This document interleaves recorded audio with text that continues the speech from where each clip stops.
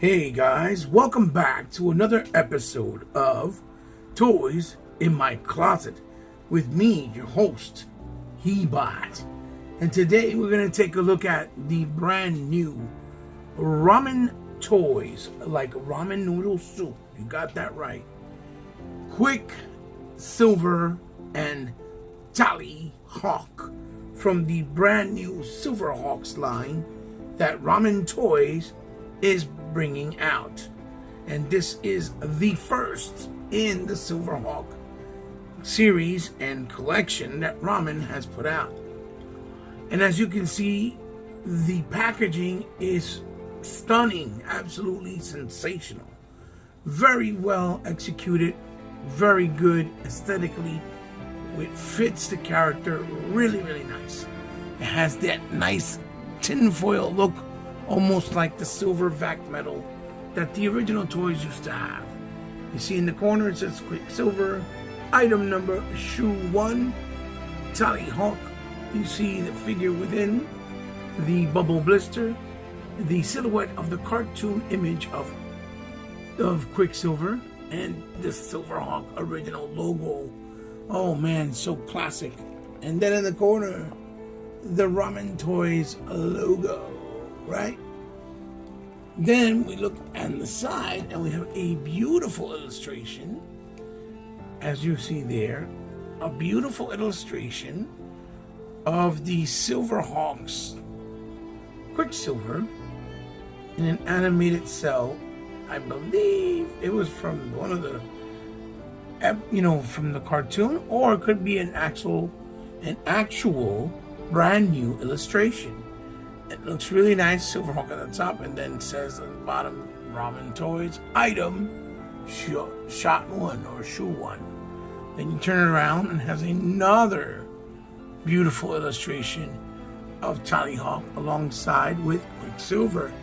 And do you see, as you bring it close, there is a sort of a bio coating Quicksilver, the formal head of Interpretatory Force H, has a strong record for following commands, selected to lead the Silverhawks into securing a safeguarding the Limbo Galaxy. And they have a little bio even for tallyhawk. 26 points of articulation, magnetic attaching tallyhawks, and showing you and describing some of the features. All the trading marks, sales inquiry, warning, Ramen Toys, and then you see it says plus Super 7, because I believe Super 7 owns the Silverhawk licensing now, so they let them kind of basically also create their own version of the toy by leasing it out with the license. On the other side, the same exact portrait and illustration, and at the top is just open with the window box bubble, and then the bottom it actually says Silverhawk with the barcode right there, standard grade. So packaging is phenomenal, very, very, very premium feel to it. This is a premium toy. It is expensive. I got mine as a gift or early birthday gift from my friend Jorge. So big shout outs to him, because he's getting me this as a early birthday gift. Now I have pre-ordered the Super 7 ones, but I kind of like the aesthetic look of these a little bit better. So when I get the Super 7 ones, I will review them, the two that I have, but I believe that I might just sell them and continue to collect the Ramen Toys version, because I just like the aesthetic of these a lot better. So let's take him out of the box and see what he comes with, what he has to offer, and if he's going to be worth your hard-earned money. I got this from Big Bad Toy Store for $89.99. With tax and shipping, is about $102. So thank you, Jorge, for the gift. Very kind of you. Now sit back, relax, enjoy a digital drink, and hopefully you'll join me for the whole review and the rest of the ride. I'll see you guys in the blink of an eye. And here we have Quicksilver out of the box. And immediately when you look at it, the color and paint application they used, that is almost like a aluminum looking look and sheen to the figure. It looks absolutely spectacular. It's really well executed, without having to use the old school vac metal solution. So let's take a closer look at Quicksilver. And the first thing you'll notice is that he has a very, very, very nice head sculpt with a really nice sheen and kind of matte finish to it at the same time, with the blue eyes, stern face, and that grimace kind of look. And you see that it goes around really nice with the plate on his jawline going back to the pointy, sharp part of his head that looks like his hair. And then you see all the line works within the neck, shoulder pauldron, the silver all over the chest and line work, the silver all over the torso area, in the stomach area, in the arms itself, the little gold bracelet, and you see there the fingers and the fist. Now I don't know why he used plastic hinges here for the actual articulation. I guess it was easier than using the actual plastic that he used for this. But I guess you can paint that with a type of silver that matches that, and maybe so it won't stick out so much like a sore thumb for some reason. There again in the crotch area by the belt, you see the nice little hint of gold. In the back, the same way. The belt area, the buttocks, and this side he has his hand showing. His human flesh with the fist. And again, he used a ball hinge that is gray instead of being silver like that, skin color or skin tone color. And then you have the thigh area with the knee pad, the line work on the calves, the shin, his feet with the boots and shoes. See the line work on the toes and the shoes, and then in the back with the spike like it was in the cartoon. So aesthetically, he looks really, really fantastic and very, very, very true to the source material.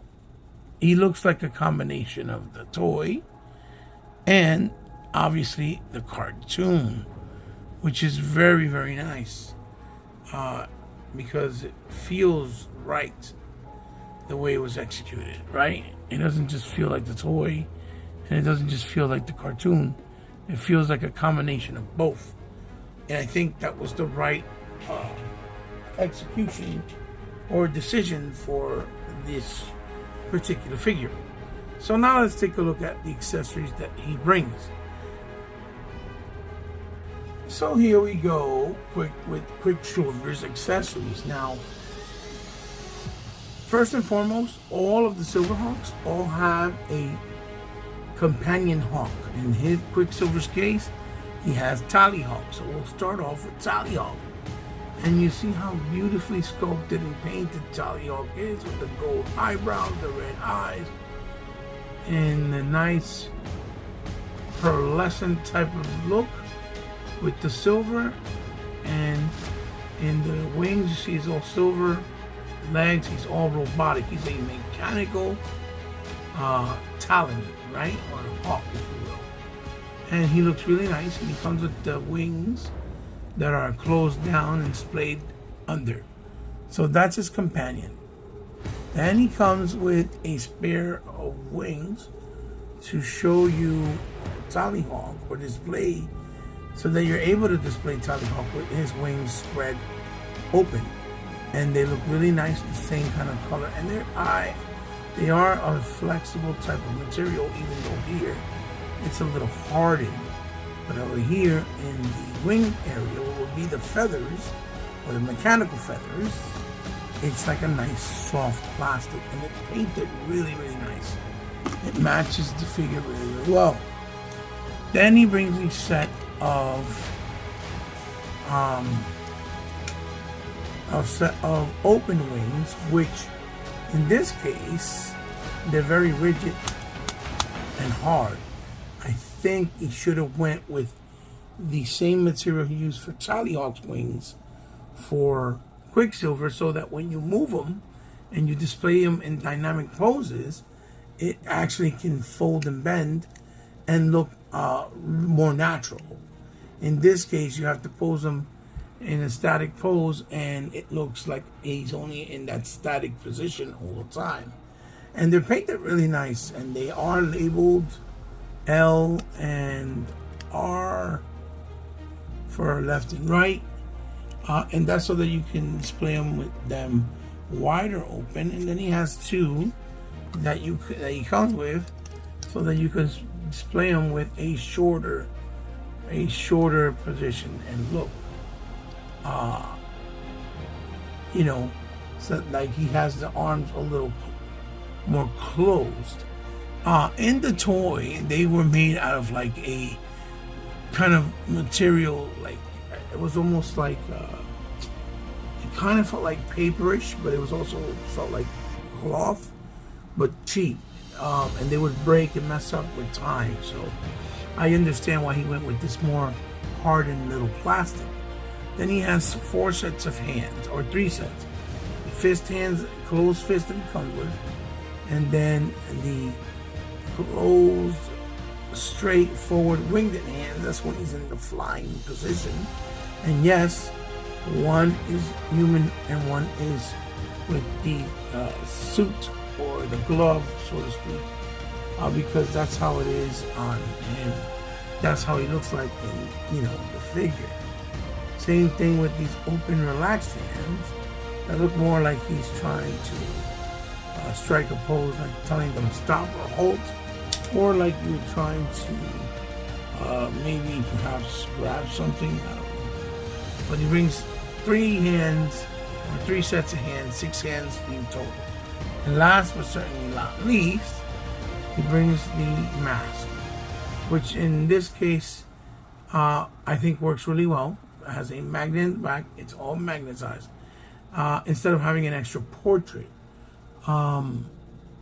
So, it looks really cool, because in the cartoon, his mask, this one, comes right off the top of the shell and leans over his face, or covers his face. So this is just a quick swap out with the nice blue and black. And this is the classic, iconic look. So that's what he brings as far as accessories.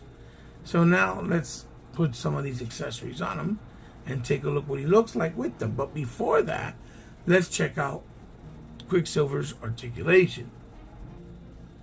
So we'll start off with his head, which goes left and right, and the head pops off.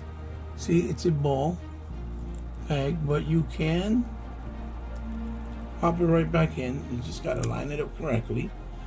So he looks down just a little bit.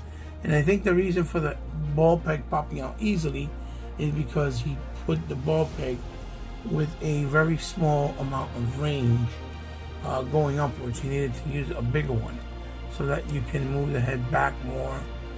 And you see that the range is just not a lot. You can look up, and I think that's a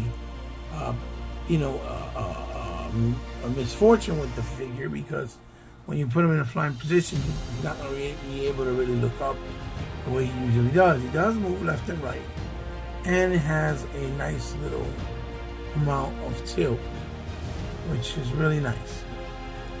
So the head has a nice amount of range for dynamic poses. It's just you don't have a lot. It's very minimal when it comes to looking up and down. These shoulder pauldrons are separate peg pieces, so you can put up the shoulder about that much, not more than that. It does go 180 degrees without interruption because these are on a separate piece. You got the bicep swivel, then you have the double on the elbow, where you push here first in the back part, then in the front, and you'll get the full range right there of how much it goes up. So there you go, full range there. Then you have the wrist, which is a ball peg, and this side goes up and down, and then swivels. And you see the two little magnets. There's a magnet system there to hold tallyhawk. Then in the torso area, he does have that movement, which moves around really, really well. So it goes forward about that much, and then hyper extends back. Better than going forward, I would say, about that much. Then you have, let's see, then you have the left and the right tilt, which you can do. Then you have the waist swivel, and then you can add a little bit more bend there, and a little bit more hyperextension with the waist swivel, which is pretty cool. And then you have again a mechanism system here, where it pops right out, so you can move it. And it seems like the glue that he used for the figure, he went light on it, so every time you move it or try to pose it, it seems to pop out real easy. And then here he has a drop down system, but the legs only go up about that much. You don't really get the Van Damme, but it's sufficient enough. You have a thigh swivel, right? Then you have the double on the knee, but because of the sculpting, it doesn't go up all the way, which is understandable. And then in the bottom, we have another ball peg that goes upward, downwards, so articulation, and some rocking. If you want to get better rocking, you have to actually move the ball peg to achieve better, better range of rocking with the toes. So it has good articulation, but because of some of the areas with the glue being light and the ball peg being short, like in the head, you're gonna have to fiddle with it and be kind of gentle and mess with it, because it's gonna pop out.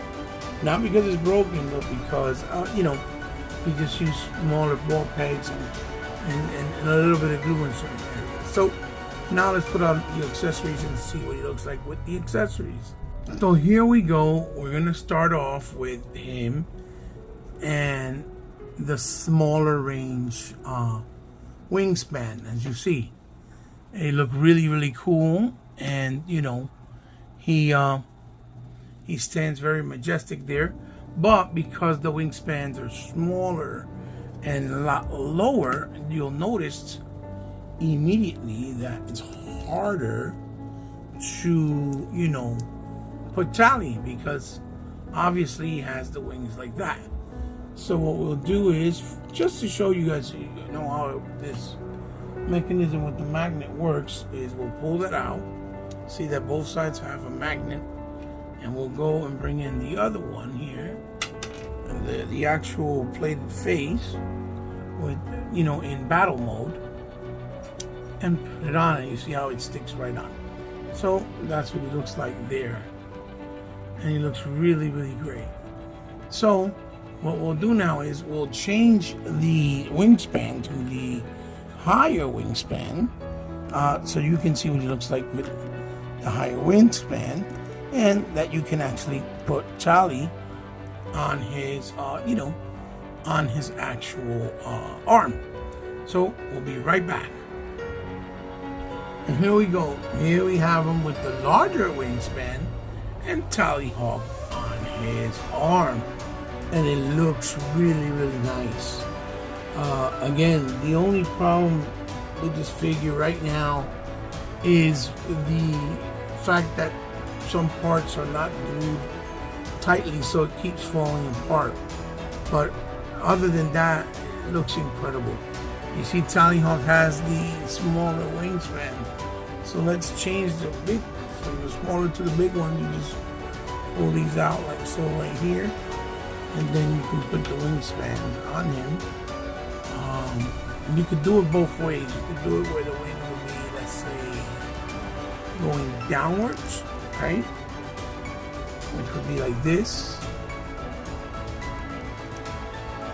Where they're downwards, right? Like this.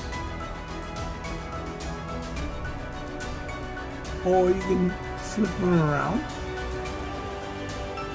and put them going upwards, which I think looks better. Like so. And then you can put him on his arm as well. And there he looks, there you see how he looks with, you know, tally, you know, with the wings completely spread open, which is very cool. And then another way that you can probably more than likely do it, which I think will work cool, we'll remove tally from him on the top. And then what we can do is we'll take this wingspan off and we'll use the smaller one, right? Which this is the right one right here, right? The right one. We'll use the smaller one, attach it to him real quick, attach it to his arm, and then the other arm, of course, as you can see there, right there, attach it to his arm. Then as we bring it up, we connect it. Oh, it pops. See, I need glue there in the middle.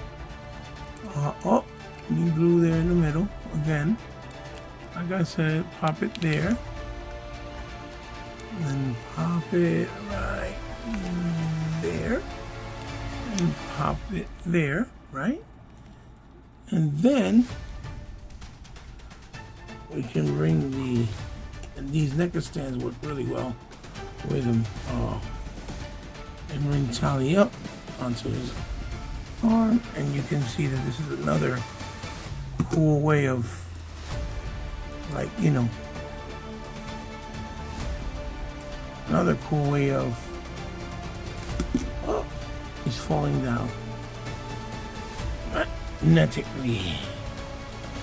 Another cool way of displaying him, like so, with a smaller wingspan, as you see, and the larger one on the other side. So he looks really, really cool. So now I guess let's just look at some other figures side by side to make some comparisons to see what it looks like with some figures next to him. Okay guys, so for our first comparison shot, here we have the 80s nostalgia shot. Everything from Defenders of the Earth, Voltron, Gundam, G.I. Joe, Star Wars, Thundercats, Conan, Transformers, and Masters of the Universe. If you know, you just know. This is a money shot, so to speak. This is what we call a money shot. And it's glorious in all of its glory. These are just some of the things I have from the 80s. I'm missing Robotech and some other stuff, so don't judge me like the Smurfs. Okay, so, you know, this is what it's all about. This is why this line coming to fruition is something pretty cool, pretty special, and pretty spectacular at this point in time. Especially for guys that grew up in the 80s with the cartoons and toy collectors, guys and gals. This is awesome. So here we have Quicksilver next to the Common Rider Dragon Rider from Figma. And here we have him next to the Space White Silver Ranger from Power Rangers in Space. Walmart exclusive. Or Walgreens exclusive rather. And you can see they look really nice next to each other, looking very anime style and very stylized and stylistic, right, with that Japanese flair and feel, because that's what Silverhawk had, a very Japanese flair and feel to it. And here we have him next to the DC Essentials Deathstroke, and next to the Delta Trooper from Action Force, Valaverse Action Force figure line, with the Delta Trooper pack, weapons pack on. As you can see, it look great next to each other. A lot of different colors. They really pop and look really good. And they're scaling in different sizes, because you see I have a stand with the Valaverse. So this is about 7 inches as well, and they line up a lot better, and this is more in the 6-inch route. And here he is next to a Mezco, one of the original Mezcos back then when they were doing the 112, but when they first started, they started with Hellboy from the movie. I think this is the Ron Perlman one. And then this is a Master of the Universe Origins Merman, kit batch, because I did a bunch of stuff with the LPO version, Lords of Power, and the regular Origins. And here we have him next to the McFarlane Toys Avatar figure, and then next to a G.I. Joe Classified Series Flint. And you can see it looks really cool, really good next to each other as well, with nice and different size, style, and scaling. You see Flint is much more shorter than he is, or not that much more, but short enough. And here we have him next to the Voltron from Super 7 that they turned, in the metallic version, that they turned into like a figure where it doesn't come apart, but it's actually Ultimates figure, kind of like in the same style as the He-Man's classics. And here we have the Robot Nation Bandai Samurai, I forget what is the name of the robot, from Pacific Rim 2 on this side from Bandai. So you see there again, kind of like the same scaling, different size. Voltron's a little bit taller, but nonetheless look good together, will look good on the shelf. So just to give you an idea. So now let's go and move on to my final thoughts and to end the review. So here we have Quicksilver and Tallyhawk on the spinner, looking glorious. Anyway, guys, is this figure worth adding to your toy shelf? 100% yes, because aesthetically it looks fantastic. It looks incredible. Now, the problem is that it's going to come with a caveat. The caveat is Ramen Toys are in their what we call growing pains, right? So when you are in your growing pains, you're going to have a lot of issues with QC that you have to understand, come with the territory, and learn how to tackle them to make things better and make the product better. So I don't know how much it really cost the gentleman from Ramen Toys to make this figure out of his own money and production, how he started it. But I feel that if he would have did the entry point, and he did have, the early bird special, which was, I believe, $69. But if he would have just left it at that price altogether, even now, after the actual public release, I think this figure will fly off the shelves of any website that carries it. So because you can't get it in store. It's a product you can't get in store because it's too premium, and it has some things that probably would not be accepted by the committees of toys that allow you to sell in retail. Like the paint job, for example, is probably not what they want or accept in stores because of hazards or whatever, or whatnot. But this is an adult collectible piece. I really think after you get your hands on it, if you were interested in the Super 7 stuff, I think that's going to go down the toilet.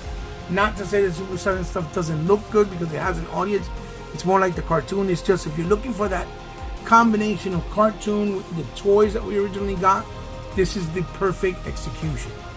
There are some shortcomings with the joints being a different color, some of the limbs being too loose and pop off very easily. Some stuff that is glued being not glued tight enough and it just comes off. I don't know if that was all precautionary, if that's just manufacturing error. But if he can improve on these shortcomings, if he can improve on these quality control issues with the continuous figures that are going to come out, and you can get the whole core team with better product and better quality, and maybe even perhaps release this one again, re-release it with those improvements later on, I think that he has a recipe for success, a lot of success, and continued support from the collectors community in general. I know he has the license now to make Brave Star and Mask as well. If he can improve qualities on those a step or two or three above this, he's going to have a lot of success, and Ramen Toys is going to become a power player in the community of toy figure and action figure collectors. So bravo to you for your first attempt. I hope that with any review you see and any of the feedback we give back, it will help you to better your product, because anyone that's making stuff that we like, we want them to do well so that we can continue to get great pieces of toys like this, especially stuff that we never had before, like Visionaries in such a long time, or Black Star, or things like Brave Star, or even in Rock Lords and stuff like that. So guys, if you don't mind the price point, I would recommend for you to get it in a Big Bad Toy Store. It is $89, but when it's all said and done, it's about $102 with shipping and everything like that. And I give it a thumbs up, but it's not perfect, so the figure's about a 7 if I had to rate it. Not because aesthetically it looks bad. It comes with a lot of nice amounts of accessories and stuff like that, but I think it's just a little bit too steep in price with all the issues of quality control that it has in present moment in time.